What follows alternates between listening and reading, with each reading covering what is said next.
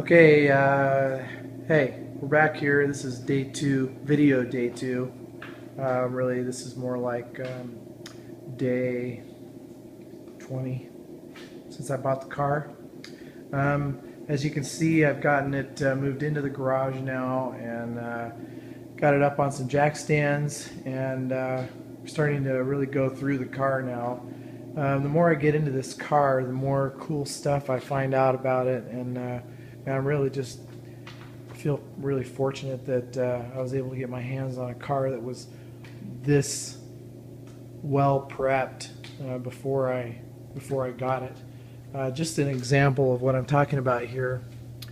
If you look underneath the rear, inside this rear wheel well, you see so much stuff that is just way beyond stock on this RX-7. This again is an 83 RX-7. This car may have originally come with an independent rear suspension. Most likely came with a solid axle of some sort. These cars apparently have a lot of notoriety for being real wiggly around the rear end. So the guy that owned this car and built it up, a guy by the name of Rick Gould, I found out, he really put a lot of work into this. By the way, I'm still trying to find Rick Gould because I'd love to know some of the details of this build.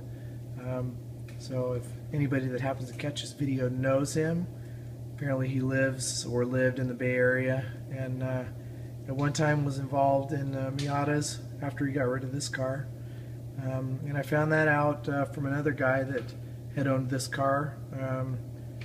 His name was Eric Dysegard, and I actually spoke with him on the phone, and he told me some of the details, but he really didn't know a lot of them because he didn't do the build himself. But he's friends with Rick, and anyway, hopefully I'll be able to get in touch with Rick.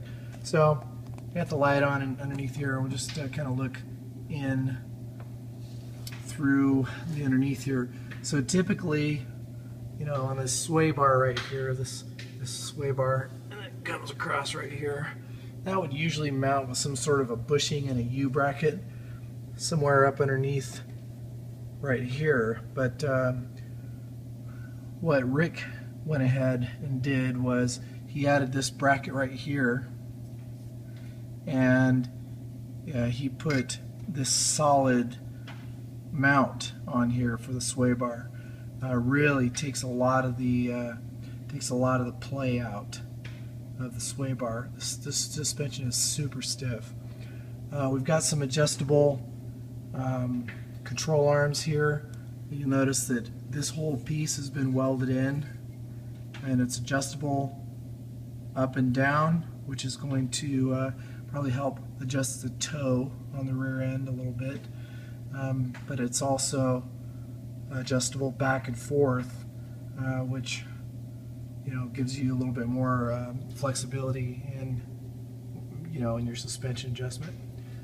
Yeah, the cool thing about this is all of these parts right here that I can see, especially this notch right here. If you come around to the inside of the car,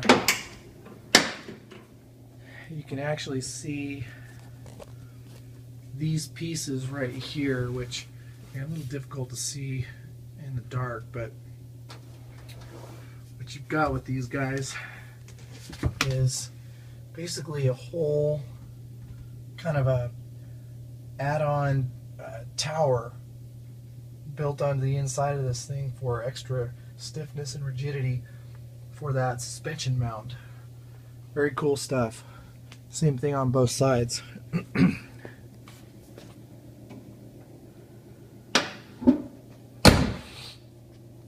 So if we get up underneath the car a little bit more, we can really get a close look at this rear end. This differential is something else. I still haven't figured out what it is. Pete Chadwell thinks that it may be a modified Ford 9-inch rear end. There's Maggie the Schnauzer. Maggie.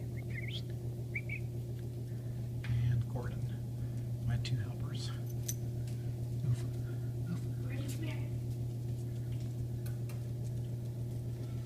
But you can see, if you look closely here, this whole cage right here is built on to the differential, which has got just a ton of beefy welding on it all across the back. This reservoir is, you know, part of this aftermarket setup. And then this bracket mounts with a triangular link up to the front, which you can see right there. Again, all those mounts and everything have been added onto this car to enhance the rear suspension.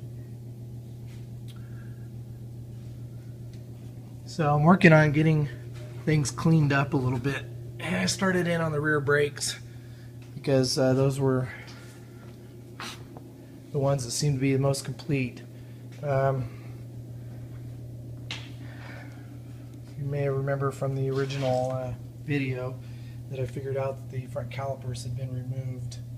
So I got to work on identifying what kind of brake rotors are used up there so I can get those calipers replaced. This back wheel, I'll come around to the other side.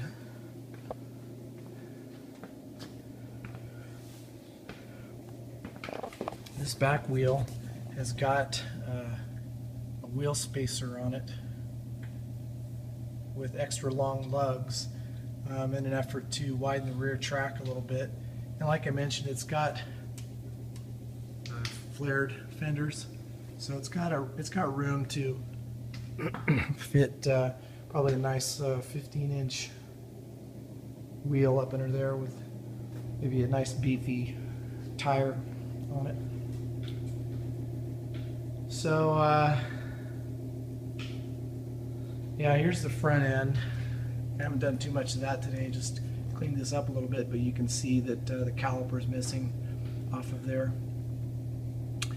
Some rusted ends on the stainless steel lines, so I may have to do some stuff with that. But again, you can see the adjustable coilovers. You can see this front sway bar mount. Puts this guy right here. You can see how it goes up, kind of dark. Goes up and runs through the unibody up to the other side. One thing that I found today that I was pretty excited about, let's see if I can just get the phone up under here. I don't know if you can see that very well, but that's got an adjustable link on the end of the lower control arm, which again is some more high-tech suspension stuff that will really make that, it really enhances the adjustability on that. You can adjust the camber out on that by quite a bit. So that's kind of where we're at. Some of the things that we're doing, Lily's helping me out today, and we are putting a list together. Say hi. Hi. Putting a list together of some of the things that we need to do with the car. By the way, thanks to all the cool stuff that's been done to this, we've officially named this car Trixie. The dogs love it, as you can tell. So Trixie. I haven't decided if we're going to change the numbers out on it or what we're going to do about paint color. But we're starting to make a list of some of the things that we need to do. And you know, one of them is going to be that we need to address this nasty dashboard here. See, it's all cracked up and it's been sitting out in the sun for a long time. So what I'm not going to do is I'm not going to make the same mistake I made with my 510, and that is just to rip the whole dash out and get rid of it, thinking that I'm going to be able to custom make an aluminum dash for it. That never happened. I owned the car for a good 12, 13 years. Never happened.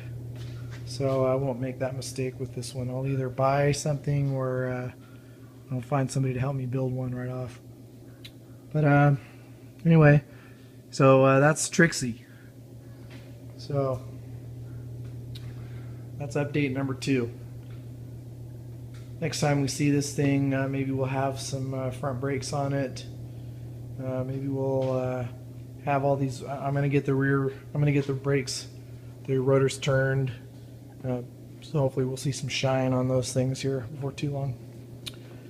All right, enjoy.